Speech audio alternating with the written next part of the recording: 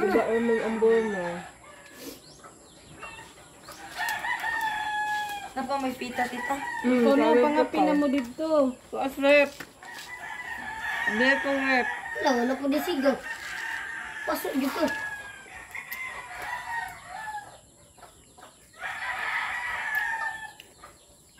Wala po. Basa mo. Sisiga naman lang. Nakapag ano na din sa wakas. Ano ng apoy. Yan na yung ulam namin for today. Kayo at mga Lutson kahoy. Di, pagtimba dito ka. Abi. Ang tinaray, goranin na to, pamahaw. Ilang tonon. gamit na ba na kami sa pa?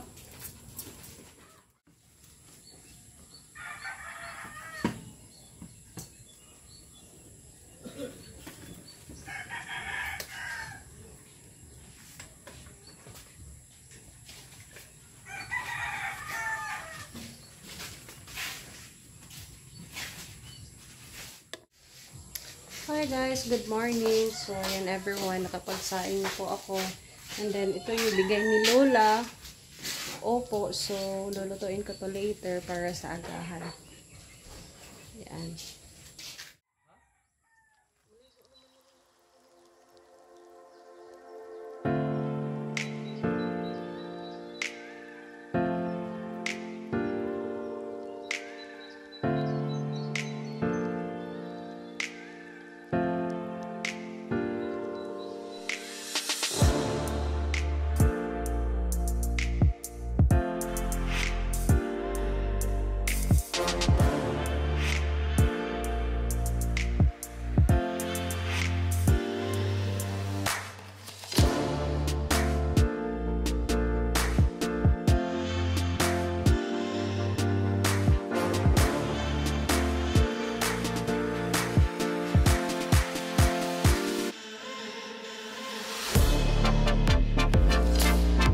Everyone, hanap tayo dito sa bakuran ni Lola ng pwede nating isahog sa balantiyong or upo. So, plano ko siyang sabawin.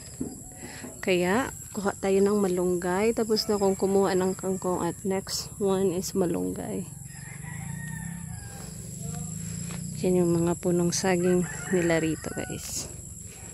Then, kuha din tayo ng sibuyas later.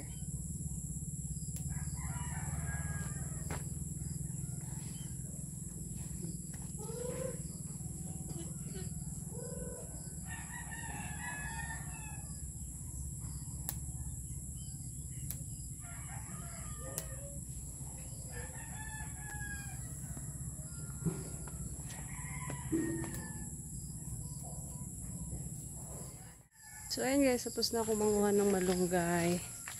At i-ano ko na yung upo doon. Balatan ko na yung upo. Guys, tapos ko na siyang balatan yung upo. And, ngayon, mag-start na akong magluto.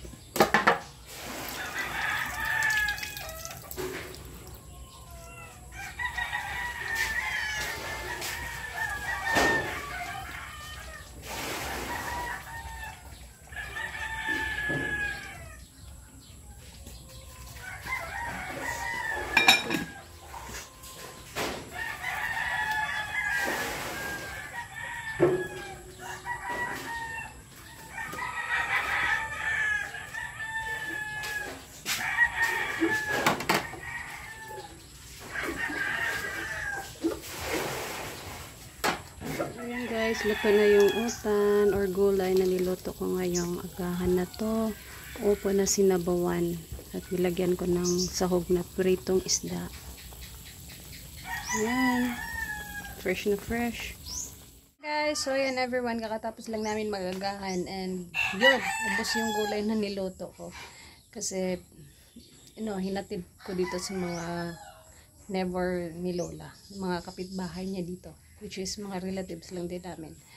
So, yan for the day's video. O ngayong ganap ngayon, yung ganap ko ngayon pala is magbibilad ako ng palay. Ayan yung palay na binigay sa amin. Asa na ba yun? Yan. Bigay sa amin last time nila Yoyo Rico and Bibi. Ibilad na naman ngayon para mapagiling na siya later.